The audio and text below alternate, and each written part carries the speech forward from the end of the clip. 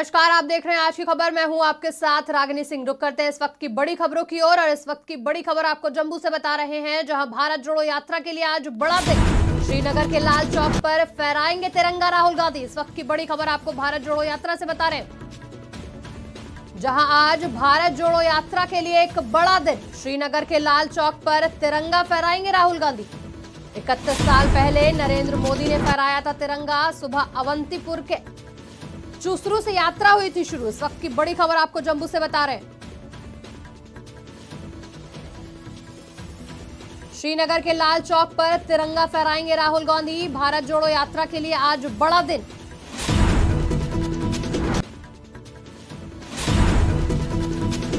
श्रीनगर के लाल चौक पर 31 साल पहले नरेंद्र मोदी ने फहराया था तिरंगा। आज राहुल गांधी लाल चौक पर फहराएंगे तिरंगा। आज सुबह अवंतीपुरा के चूसरू से यात्रा भारत जोड़ो यात्रा की शुरुआत हुई थी। 12 बजे लगभग लाल चौक पर राहुल गांधी तिरंगा फहराएंगे। इस वक्त की बड़ी खबर आपको बता रहे हैं,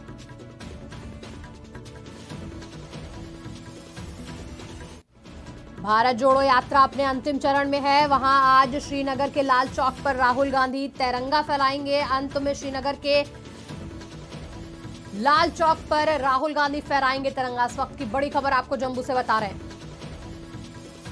इस खबर पर जानकारी देने के लिए हमारे साथ हमारे संवाददाता पंकज तिवारी जुड़ चुके हैं। पंकज, आज भारत जोड़ो यात्रा के लिए बड़ा अहम दिन है, क्योंकि राहुल गांधी लाल चौक पर तिरंगा फहराएंगे। क्या कुछ जानकारी सामने आ रही है लाल चौक से?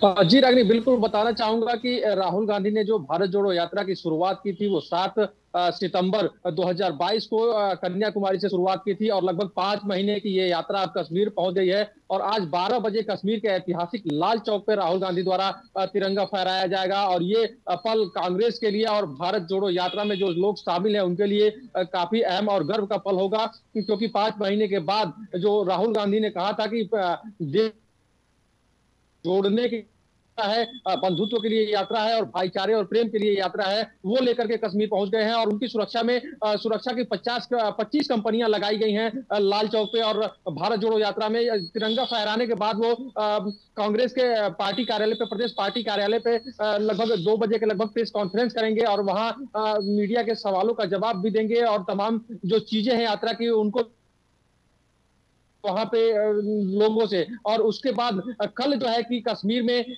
जो शेरे कश्मीर स्टेडियम है उसमें एक भव्य समारोह करके और उस यात्रा को वहीं पे, भारत जोड़ो यात्रा को वहीं पे विराम दिया जाएगा, यानी भारत जोड़ो यात्रा का समापन एक तरह से हो जाएगा। और इसके लिए कांग्रेस के जो आला कमान है मल्लिकार्जुन खड़गे कांग्रेस अध्यक्ष, उन्होंने लगभग 24 पार्टियों को, 24 दलों को न्योता दिया है कि इस भव्य समारोह में वो कश्मीर पहुंचे और इसको सफल बनाने में अपना योगदान करें, योगदान दे।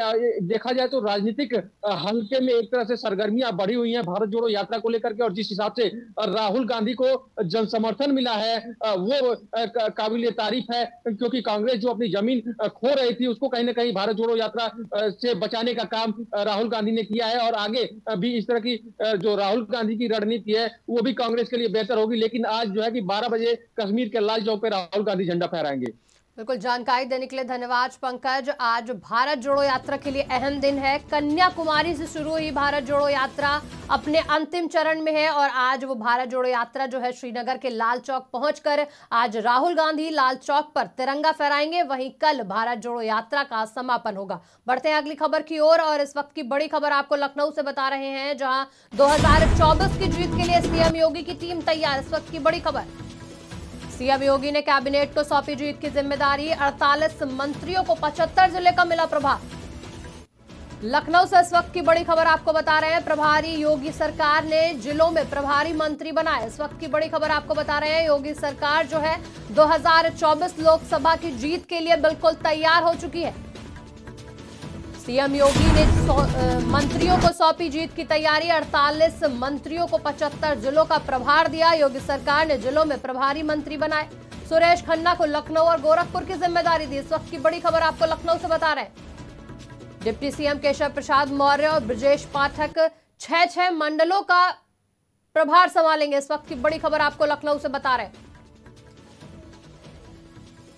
उस खबर पर जानकारी देने के लिए हमारे साथ संवाददाता पंकज तिवारी जुड़ चुके हैं। पंकज, सीएम योगी 2024 की तैयारियों में लगातार लगे हुए हैं। वहीं कल मंत्रिमंडल की जो बैठक हुई उसमें प्रभार बनाए दिया गया है, 75 जिलों को 48 मंत्रियों को प्रभार दिया गया है। क्या कुछ जानकारी सामने आ रही है?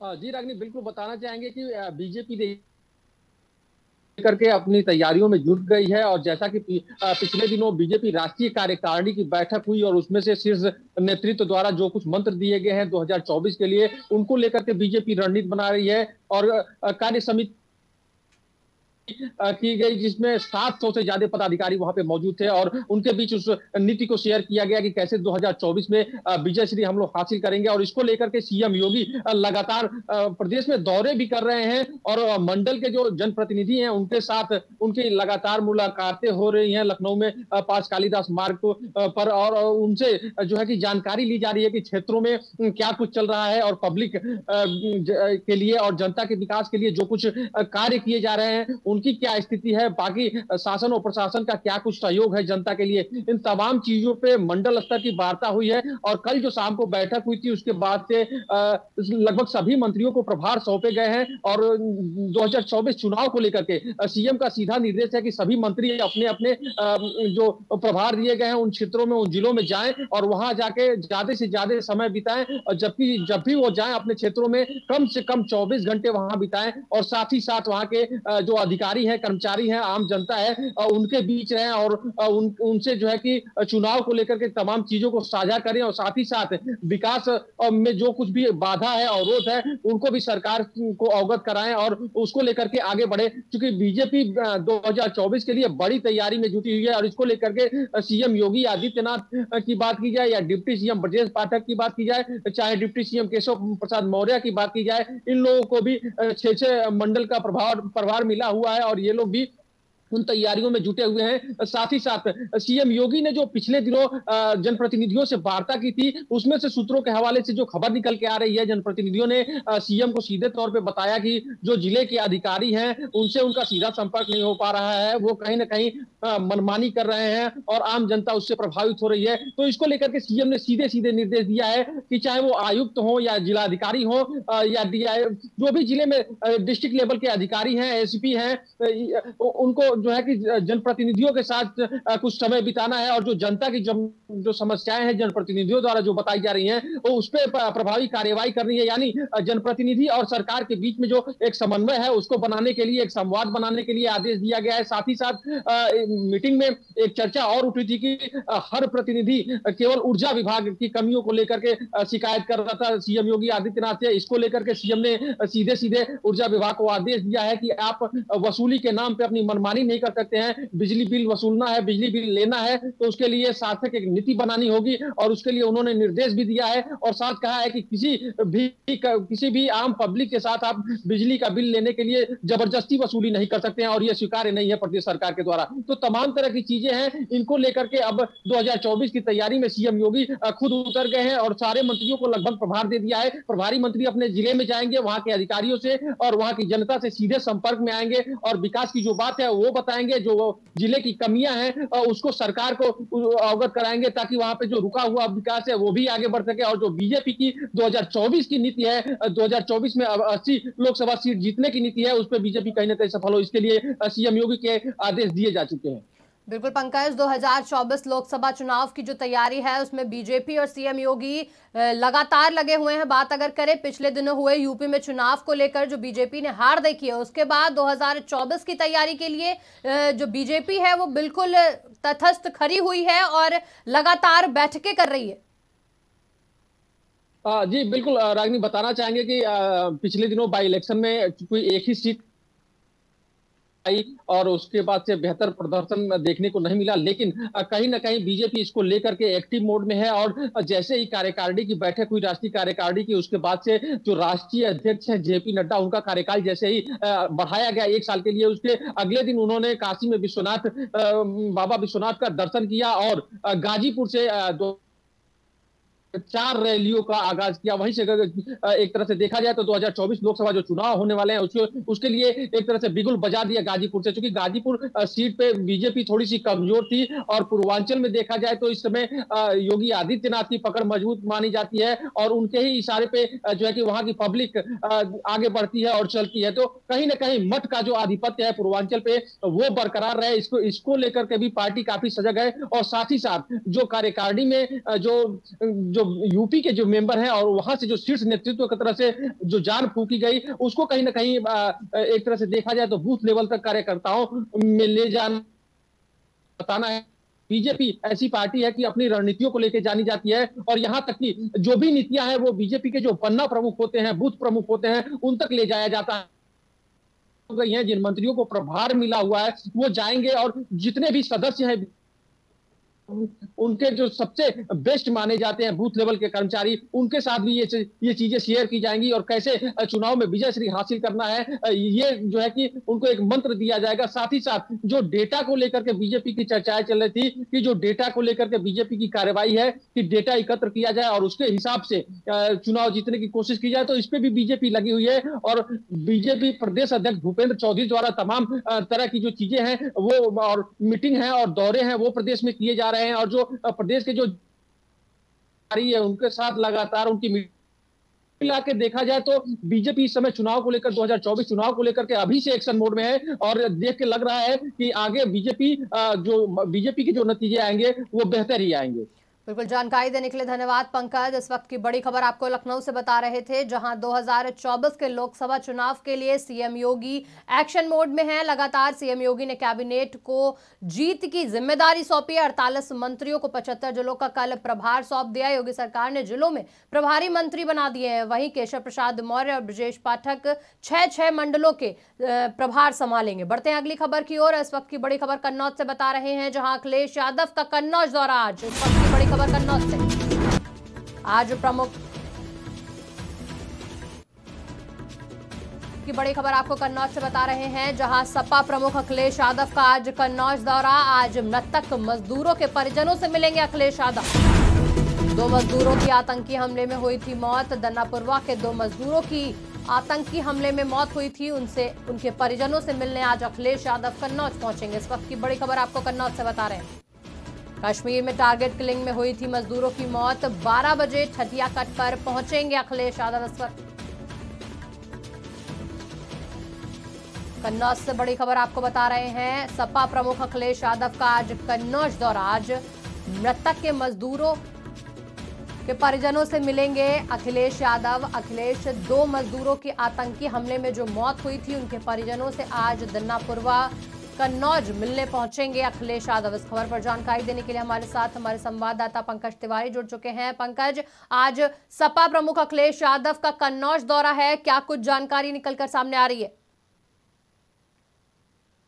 जी रागिनी, बताना चाहेंगे कि सपा प्रमुख अखिलेश यादव आज 12 बजे ठठिया कट पे जाएंगे और वहां जो है कि पार्टी के कार्यकर्ताओं से मुलाकात करेंगे और उसके बाद वहां पे कश्मीर के शोपिया में जो 2 मजदूरों की आतंकवादियों ने हत्या कर दी थी, दन्नापुरवा के मजदूर थे ये, उनके परिवार से भी मुलाकात करने का उनका प्रोग्राम है और उसके बाद जो है कि पार्टी के जो कार्यकर्ता हैं उनसे भी मिलेंगे। तो ये दौरा काफी अहम माना जा रहा है, क्योंकि देखा जाए तो सभी पार्टियां यूपी में होने वाले चुनाव को लेकर के एक्टिव मोड में है और साथ ही साथ तमाम दौरे कर रही हैं और उसी के क्रम में अखिलेश यादव का भी एक तरह से ये दौरा काफी अहम माना जा रहा है, क्योंकि देखा जा रहा है कि अब जो है कि निकाय चुनाव कहीं ना कहीं लटका हुआ है और उसके बाद लोकसभा चुनाव को लेकर के सभी पार्टियां अपनी तैयारी कर रही हैं। तो पिछले दिनों जो अखिलेश यादव और पार्टी के लोग जो खामोश बैठे हुए थे वो अब एक्टिव मोड में है और कहीं ना कहीं प्रदेश में दौरा कर रहे हैं, क्योंकि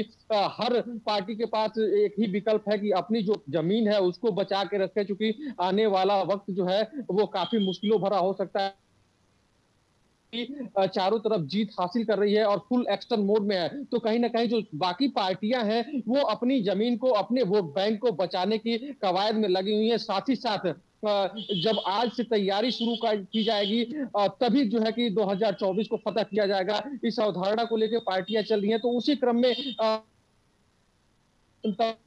अधिकारी हैं कन्नौज में समाजवादी पार्टी के, उनसे मुलाकात होगी और कार्यकर्ताओं से मुलाकात होगी। साथ ही साथ ये जो पीड़ित परिवार हैं जिनको टारगेट किलिंग के द्वारा आतंकवादियों ने 2 मजदूरों को मार दिया था, दन्नापुरवा के गांव के रहने वाले थे, उनके परिवारों से भी अखिलेश यादव मुलाकात करेंगे। बिल्कुल, जानकारी देने के लिए धन्यवाद पंकज। इस वक्त की बड़ी खबर आपको कन्नौज से बता रहे थे, जहां अखिलेश यादव का आज कन्नौज दौरा है। मृतक मजदूरों के परिजनों से आज अखिलेश यादव मिलेंगे। 2 मजदूरों की आतंकी हमले में मौत हुई थी। आपको बता दें कि कश्मीर में टारगेट किलिंग के दौरान यूपी के 2 मजदूरों की मौत हो गई थी, जिनसे मिलने आज अखिलेश यादव कन्नौज पहुंचेंगे। वहीं 12 बजे ठटिया कट पर पहुंचेंगे अखिलेश यादव। बढ़ते हैं अगली खबर की ओर, और इस वक्त की दूसरी बड़ी खबर आपको लखनऊ से बता रहे हैं, जहां मुख्यमंत्री उद्यमी मित्र योजना को कैबिनेट की मंजूरी। इस वक्त की बड़ी खबर लखनऊ से, मुख्यमंत्री उद्यमी मित्र योजना को कैबिनेट की मंजूरी। समिट के जरिए 105 उद्यमी मित्र भर्ती किए जाएंगे। इस वक्त की बड़ी खबर, जीआईएस 2023 के जरिए नियुक्त किए जाएंगे निवेशकों की मदद के लिए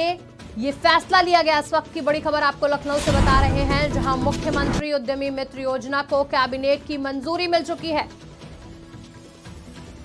समिट के जरिए 105 उद्यमी मित्र भर्ती किए जाएंगे। जीआईएस 2023 के जरिए नियुक्त किए जाएंगे। इस वक्त की बड़ी खबर आपको बता रहे हैं, जीआईएस 2023 ग्लोबल इन्वेस्टर समिट के जरिए नियुक्त किए जाएंगे उद्यमी मित्र। इस वक्त की बड़ी खबर, निवेशकों की मदद के लिए ये फैसला लिया गया है। उद्यमी मित्र को 70,000 रुपए प्रति माह दिए जाएंगे, साथ ही भत्ता भी दिया जाएगा। इस वक्त की बड़ी खबर लखनऊ से,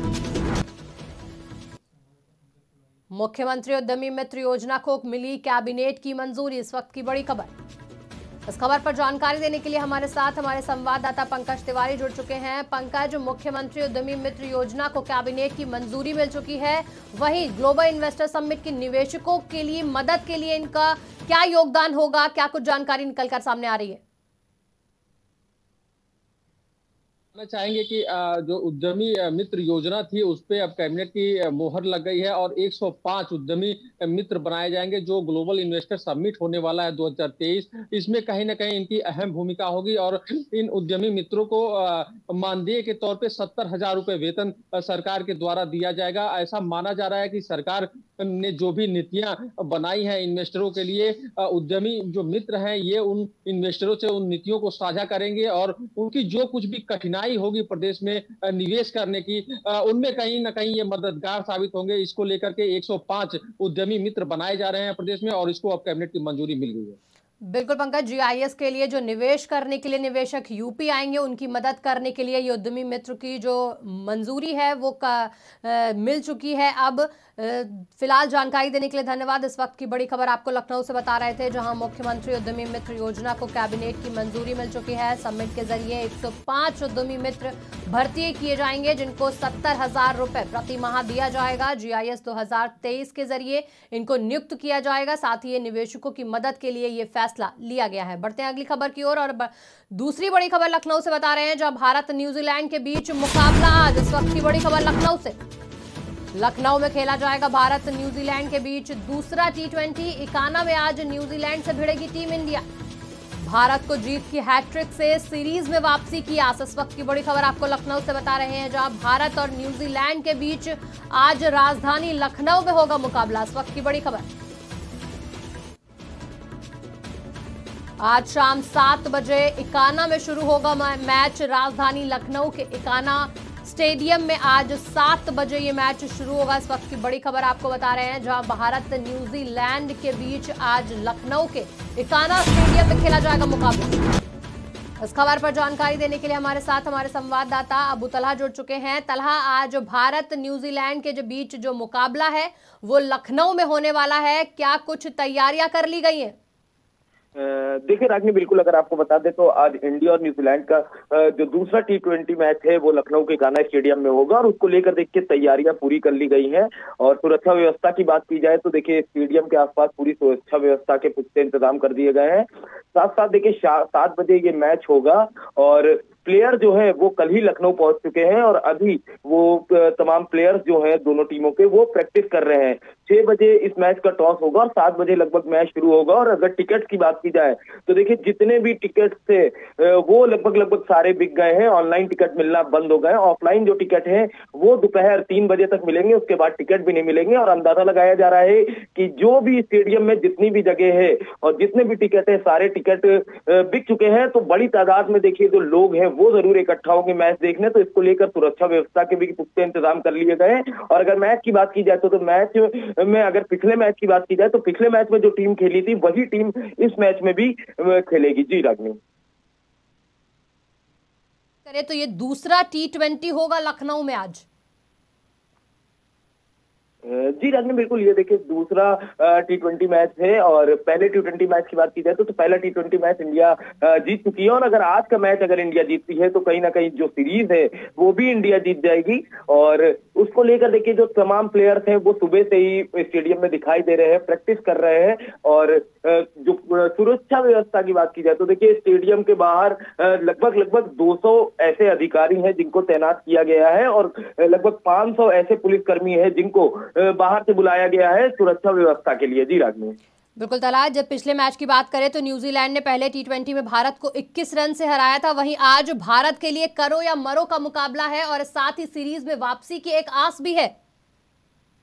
जी बिल्कुल, जिस तरह से न्यूजीलैंड ने पिछला मैच हराया था तो कहीं ना कहीं आज का मैच अगर देखा जाए तो इकाना स्टेडियम पे इंडिया का जो रिकॉर्ड है वो काफी बेहतर है। तो उसको देखते हुए कहीं ना कहीं इंडियन टीम पहले बल्लेबाजी करना चाहेंगे। और अगर बल्लेबाजी करती है तो वो प्रेशर में नहीं खेलती है। और अगर बल्लेबाजी आ जाती है तो कहीं ना कहीं इंडिया की जो टीम है वो जरूर इस मैच को जीतेगी। जी रागनी, बिल्कुल जानकारी देने के लिए धन्यवाद। इस वक्त की बड़ी खबर आपको लखनऊ से बता रहे थे, जहां भारत न्यूजीलैंड के बीच आज राजधानी लखनऊ के इकाना स्टेडियम में मुकाबला होगा। आज लखनऊ में भारत न्यूजीलैंड के बीच दूसरा T20 खेला जाएगा। इकाना में आज न्यूजीलैंड से टीम इंडिया भिड़ेगी। बढ़ते अगली खबर की ओर और इस वक्त की बड़ी खबर आपको फिर लखनऊ से बता रहे हैं, जहां लखनऊ में एसिड अटैक की घटना से मची सनसनी। इस वक्त की बड़ी खबर, घर में घुसकर मां बेटे पर दबंगों ने डाला एसिड। गंभीर अवस्था में युवक मां को अस्पताल में कराया गया भर्ती।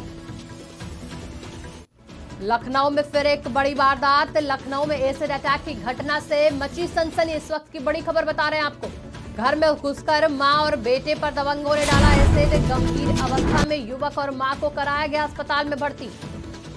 बाइक सवार 2 दबंगों ने दिया घटना को अंजाम। एसिड अटैक करने वाले दबंग फरार हो गए एसिड अटैक डालकर।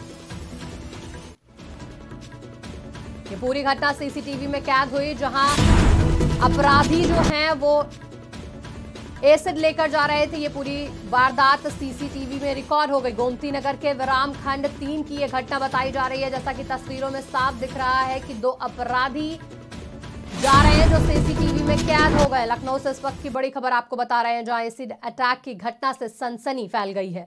इस खबर पर जानकारी देने के लिए हमारे साथ हमारे संवाददाता अबू तलहा जुड़ चुके हैं। तलहा, लखनऊ में फिर एक वारदात हुई है जिसमें एसिड अटैक की घटना हुई है। घर में घुसकर दबंगों ने मां बेटे पर एसिड डाला है, क्या कुछ जानकारी निकल कर आ रही है सामने?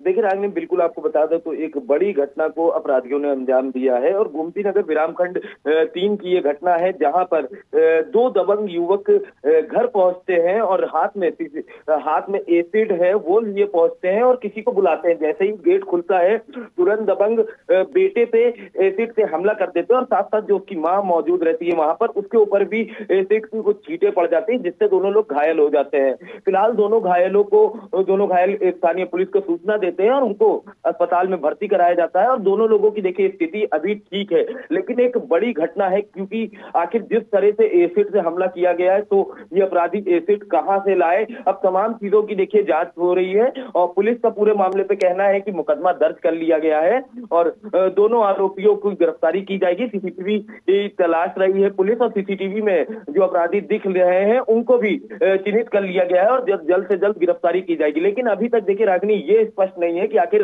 अपराधियों ने इतनी बड़ी घटना को अंजाम क्यों दिया, क्योंकि देखिए कोई वजह होती है तभी इस तरह की घटनाएं होती हैं। हालांकि जो पीड़ित परिवार है वो भी अभी स्पष्ट तौर से बता नहीं पा रहा है कि आखिर किस वजह से उन अपराधियों ने इस घटना को अंजाम दिया है। पर देखिए एक बड़ी वारदात हो गई है और कहीं ना कहीं इस वारदात से लखनऊ पुलिस के अधिकारियों में हकम मच गया है, क्योंकि एसिड अटैक जो मामला है वो काफी छोटा नहीं है, काफी बड़ा मामला है। और इतनी बड़ी घटना अपराधियों ने आखिर अंजाम क्यों दी, इन तमाम चीजों के जो सवाल है वो पुलिस अब खंगाल रही है और कहीं ना कहीं पुलिस का कहना है कि अपराधियों को चिन्हित कर लिया गया है, जल्द से जल्द दोनों आरोपियों को गिरफ्तार किया जाएगा। जी राजनी, बिल्कुल जानकारी देने के लिए धन्यवाद तला। इस वक्त की बड़ी खबर आपको लखनऊ से बता रहे थे, जहां एसिड अटैक की घटना से लखनऊ में सनसनी फैल गई है। घर में घुसकर मां बेटे पर दबंगों ने एसिड डाल दिया। दोनों की हालत अभी गंभीर बताई जा रही है, वहीं दोनों को अस्पताल में भर्ती कराया गया है। बढ़ते अगली खबर की ओर। इस वक्त की बड़ी खबर लखनऊ से बता रहे हैं, जहां यूपी में कोहरे और हवा संग फिर लौटी ठंड। इस वक्त की बड़ी खबर आपको लखनऊ से, जहां यूपी में कोहरे और हवा के संग ठंड वापस लौट गई है। 2 दिन प्रदेश में बारिश के आसार बताए जा रहे हैं। पश्चिमी यूपी में ओलावृष्टि की चेतावनी दे दी गई है। धूप से हवा बेअसर हो गई। इस वक्त की बड़ी खबर आपको बता रहे हैं, रात का पारा 5 डिग्री तक लुढ़का। यूपी में 34 जिलों में बारिश और तेज हवाओं के येलो अलर्ट जारी कर दिए गए। मौसम विभाग ने 34 जिलों में येलो अलर्ट जारी कर दिया है तेज हवाओं और बारिश को लेकर। वहीं ओलावृष्टि की चेतावनी भी दी है मौसम विभाग ने। इस वक्त की बड़ी खबर जो आपको बता रहे हैं कि यूपी में कोहरे और हवा संग वापस ठंड लौट आई है। इस खबर पर जानकारी देने के लिए हमारे साथ हमारे संवाददाता पंकज तिवारी जुड़ चुके हैं। पंकज, कोहरे और हवा के साथ दोबारा से जो है राजधानी लखनऊ के साथ साथ पूरे यूपी में ठंड वापस लौट आई है। वहीं मौसम विभाग ने येलो अलर्ट जारी कर दिया है। जी रागिनी, बिल्कुल बताना चाहेंगे कि मौसम विभाग ने येलो अलर्ट जारी किया है और साथ ही बताया है कि बर्फीली हवाएं कहीं न कहीं लोगों को परेशान करेंगी और यूपी में कहीं न चारों तरफ जो है कि छिटपुट बारिश की भी घटनाएं देखने को मिलेंगी। आपको बता दें कि राजधानी लखनऊ में कल धूप निकली हुई थी, लेकिन ठंड हवाओं के चलते वो धूप भी बेअसर हो गई थी। और सुबह की बात की जाए तो सुबह 8:30 बजे तक और शाम को 8:30 बजे के बाद जो है कि ठंड अभी उसी तरह देखने को मिल रही है, यानी कहीं ना कहीं वो ठंड लोगों को परेशान कर रही है। तो सुबह में कोहरा बना हुआ है और लगभग 8:30-9 के बाद ही धूप खिल रही है, लेकिन ठंड हवाओं के चलते धूप का कोई बहुत ज्यादा असर नहीं देखने को मिल रहा है। मौसम विभाग का कहना है कि अगले 2 दिन तक जो है कि ये इसी तरह की स्थिति बनी रहेगी और वेस्टर्न डिस्टरबेंस के कारण जो पश्चिमी हवाएं हैं वो आएंगी और वो बर्फीली हवाएं, चूंकि मैदानी क्षेत्रों में कहीं न कहीं लोगों की थोड़ी सी मुश्किलें बढ़ाएंगी। यानी कुल मिलाकर के 1 हफ्ते तक अभी इस ठंड से राहत मिलने वाली नहीं है। दिन में धूप निकला रहेगा, कई जगह मौसम साफ रहेंगे, तो वहीं दूसरी तरफ पश्चिमी उत्तर प्रदेश के कई जिलों में सर्द हवाओं के साथ साथ बारिश का और ओलावृष्टि का भी अलर्ट जारी है। आपको बता दें कि यूपी में पश्चिमी उत्तर प्रदेश की बात की जाए तो वहां पे चूंकि ठंड हवाओं के लिए कहा गया है कि तेज चलेंगी ठंड हवाएं, जो बर्फीली हवाएं हैं। और इनके लिए जो अनुमानित जिले हैं मौसम विभाग के द्वारा जो बताया गया है, लखीमपुर खीरी, हरदोई, फर्रुखाबाद, कन्नौज, कानपुर देहात, कानपुर नगर, सहारनपुर, शामली, मुजफ्फरनगर, बागपत, मेरठ, गाजियाबाद, हापुड़, नोएडा, बुलंदशहर, अलीगढ़, मथुरा, हाथरस, कन्नौज, एटा और आगरा के साथ साथ फिरोजाबाद, मैनपुरी, इटावा, औरैया, अमरोहा, मुरादाबाद, रामपुर, बरेली, पीलीभीत, शाहजहांपुर, संभल, बदायूं और इसके आसपास के इलाकों में चूंकि सर्द का मौसम बना रहेगा और हवाएं यहाँ तेज चलेंगी। जो हवा में नमी है वो ज्यादा है, इसके चलते कहीं ना कहीं आम लोग परेशान है। फिलहाल सुबह और शाम को जो ठंड बढ़ी हुई है वो अभी 1 हफ्ते तक रहेगी, जिस तरह से मौसम विभाग बता रहा है। बिल्कुल जानकारी देने के लिए धन्यवाद पंकज। इस वक्त की बड़ी खबर लखनऊ से आपको बता रहे थे, जहां 34 जिलों में मौसम विभाग ने बारिश और तेज हवाओं का येलो अलर्ट जारी कर दिया। आपको फिर बता दें कि कोहरे और हवा संग ठंड वापस लौट रही है। 2 दिन प्रदेश में बारिश के आसार नजर आ रहे हैं। वहीं पश्चिमी यूपी की बात करें तो ओलावृष्टि की भी मौसम विभाग ने चेतावनी दे दी है। फिलहाल इस बुलेटिन में इतना ही। देश दुनिया की तमाम बड़ी खबरों के लिए देखते रहिए आज की खबर।